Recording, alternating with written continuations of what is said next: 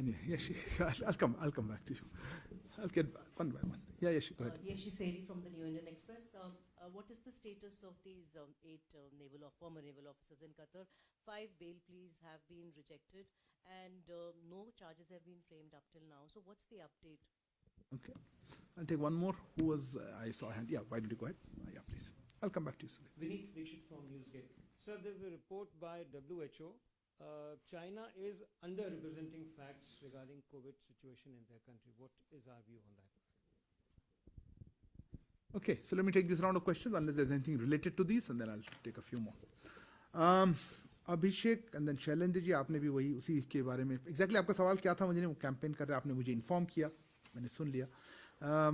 You have raised the issue, Abhishek, on something that I think our position has been clarified multiple times, but however, since you would like to raise it again, look, as regards the issue of Jammu and Kashmir, the fact that Jammu and Kashmir is an inalienable and integral part of India, I think we have reiterated God knows how many times on this forum.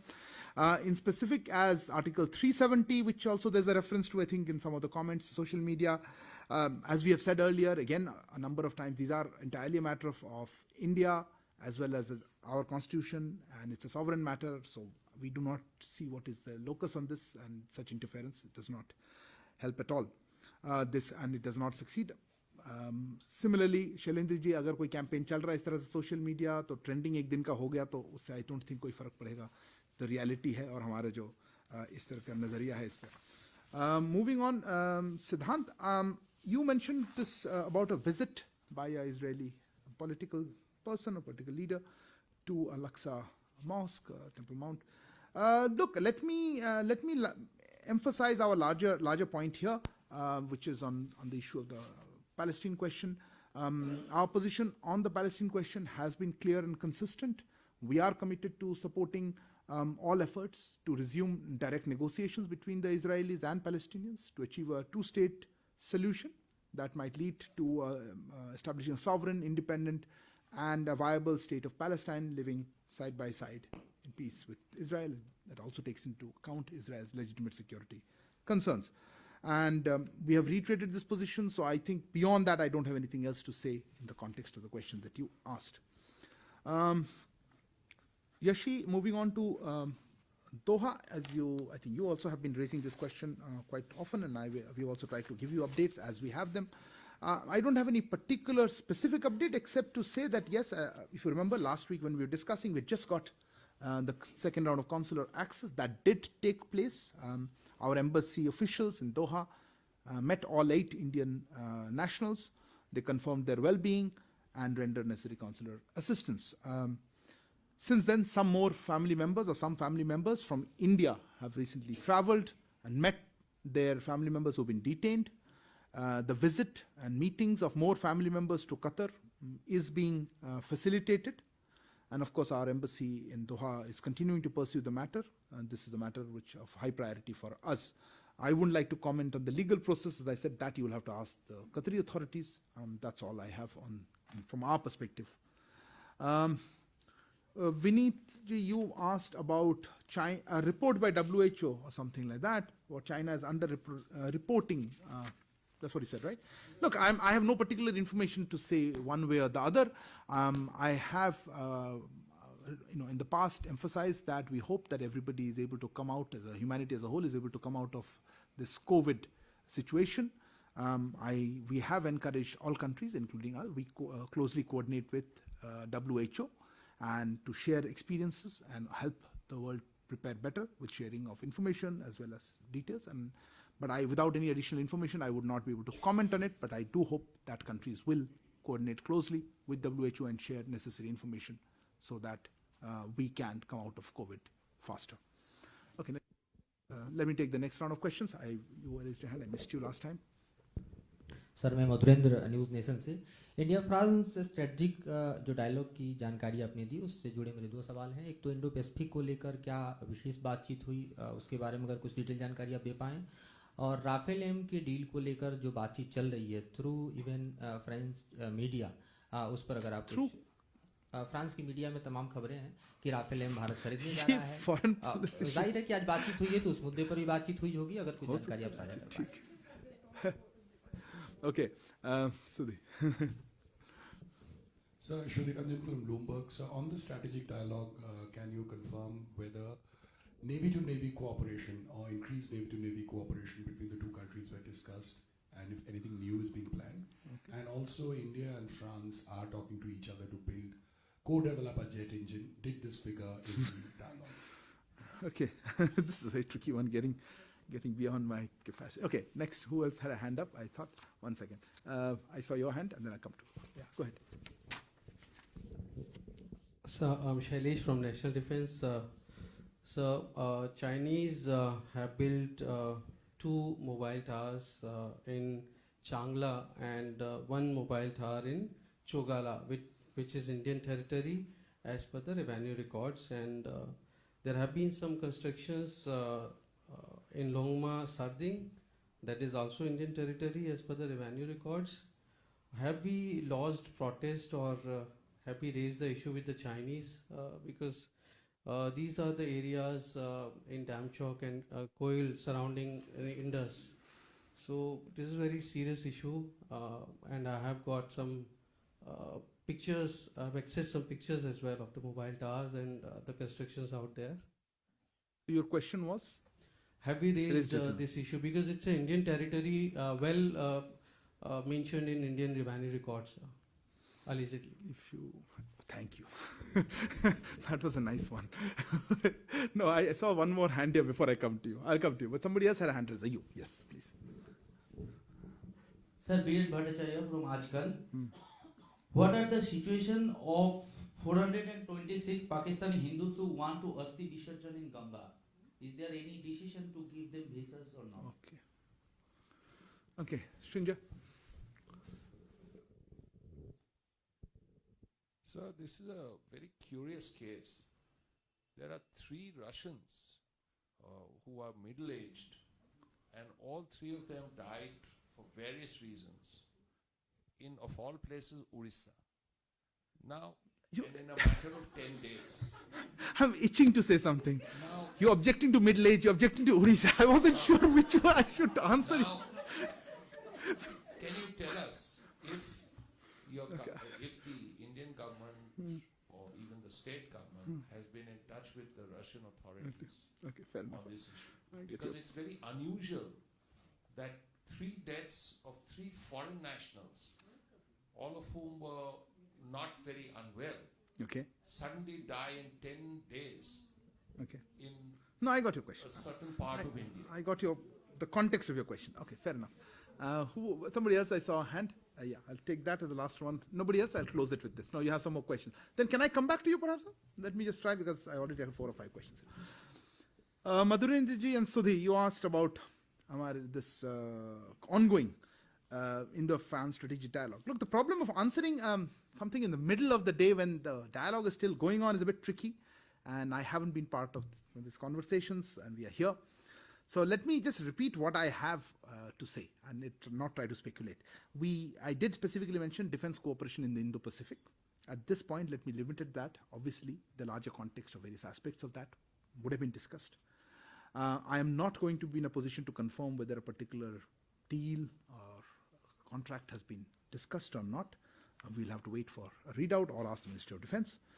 Sudhi, you mentioned about Navy-to-Navy connect. Look, we did discuss, discussions did take place on issue of deeper collaboration in the Indo-Pacific and generally on defense cooperation. I would assume that Navy-to-Navy would have come in. But again, the meetings are still going on, External Affairs Minister, then with the Prime Minister, and so on and so forth. I don't think it will be appropriate for me to comment on, and I certainly would not be in a position to talk about details like co-development. I think these are perhaps best answered by Ministry of Defense or other agencies on India-France. We have made our, I think earlier in the past, during other visits or other interactions with France, our interest on both sides to develop greater defense cooperation, including co-development, co-production, etc. But on specific elements, I wouldn't like to, or I wouldn't be in a position right now to say anything. Shailesh, I'm at loss to answer your question. If you feel these are something very new or information in terms of our land having been taken over, I think I'm not the right person to convey. I hope you shared it with the appropriate authorities. All I can say is, look, I think I have a lot of faith in our armed forces. in able to defend our territory. As regards the larger issue of where the line of actual control is and the discussions, we have been briefing you, our discussions with China and the regular contacts that are happening at the diplomatic as well as at the military or the joint diplomatic military in some cases. And those are the mechanisms under which our concerns about Chinese activities are conveyed and ways how we can get back to a degree of normalcy, a disengagement, a de-escalation in the border. I'm not able to say whether these mobile towers are in parts controlled by us. We certainly have, as you know, from our maps, claim a large amount of territory, which we feel is ours. It's an illegal occupation of China. If it's happening there, so you're saying revenue records, etc. We do not. This is not the opportunity or the location to discuss, India-China boundary talks. So I would stop here. Which part in Hindi? The question itself I wasn't. नहीं देखिए आप this part in Hindi ऐसा कुछ है नहीं कहने के लिए. हमारी जो position है भारत और चीन के बीच में जो हमारे boundary talks के बारे में है, हम आपको time to time बता रहे हैं और इसको diplomatic level पे भी या military side पे भी discussions चल रही हैं. और ये जो उन्होंने कुछ जिक्र की कुछ मोबाइल टावर्स बने हैं भारतीय टेरिटरी में, मैं ये सिर्फ कहना चाहता हूँ कि देखिए भारतीय टेरिटरी को हमारी पूरी आस्था और विश्वास है हमारे आर्मी और आर्म फोर्सेस पर कि वो डिफेंड करेंगे. और जो लार्जर इशू है कि हमारे बाउंड्री टॉक्स कहाँ होने चाहिए और क्या लाइन ऑफ एक्चुअल कंट्रोल किधर है और क्या परसेप्शंस हैं, इस पे ये ठीक उचित फ्रेम या प्लेटफॉर्म नहीं है जहाँ पे मैं इसको डिटेल में जा सकता हूँ. तो मैं इतना ही कहूँगा कि अगर कोई स्पेसिफिक इन्फॉर्मेशन है तो आप हमारे डिफेंस अथॉरिटी से भी शेयर कर सकते हैं, हमसे भी शेयर कर सकते हैं. पर ये जो कम्युनिकेशंस होते हैं या रेगुलर कॉन्टैक्ट्स रहते हैं चाइना के साथ, उसमें हम चाइनीज़ एक्टिविटीज़ पे जो भी हमें कंसर्न्स हैं उसमें कन्वे करते हैं. Mr. Biren, you raised the issue of 426. I don't know where you got the number from. There was an odd article I saw in a foreign journal where it said 426 visa. I don't know where you got that. If you've got the detail from somewhere, please share with us. I don't have such numbers, nor am I willing to comment on it. All I would like to say is that we have a visa which is given for exactly this, for the conducting the last rites as well as for sharing the asthi in the Ganga or otherwise in India, those who wish to do so. And from time to time, depending on the case, such visas are issued by our High Commission. How many visas or whether 426 have replied or not, I am not aware of it. I haven't seen any report to that effect. Shinja, your question, I would like to not comment on the strangeness or not. Let me stick to the facts as we know it. As you are aware, we spoke last time or last couple of occasions about unfortunate cases of deaths of 2 Russians in Odisha, on which there were 3 separate incidents actually, and at least 2 we talked about. And those cases, necessary investigation is being carried out by the Odisha police as per our laws. We are now aware of a death of a Russian sailor. We understand it is in international waters off the coast of Odisha, but we were checking. We understand that the body has or brought to Paradip port for necessary formalities which are being undertaken in such cases of deaths on a ship. And this will be handled by our appropriate laws governing such cases and deaths on ships. So I wouldn't like to link all of them nor look at it all together. It's a large country with a large number of foreigners visiting here. I think it's just the headlines has been caught on. I don't see any reason to link certainly this last one with the previous 2 cases where the investigation is still underway. I'll take a last round of question. Odisha government is conducting the investigation of as regards deaths and what are the circumstances of that. If I have any update, we'll share with you. Okay, let me take a last round of questions. There were some people. Let me start with you. So there have been reports that, Avinash from Asai Shinbun. There have been reports that G20 foreign ministers will be held on 1st and 2nd March in Delhi. Can you confirm this? And if so, sir, do you think this can be an opportunity for the Quad foreign ministers meeting as well?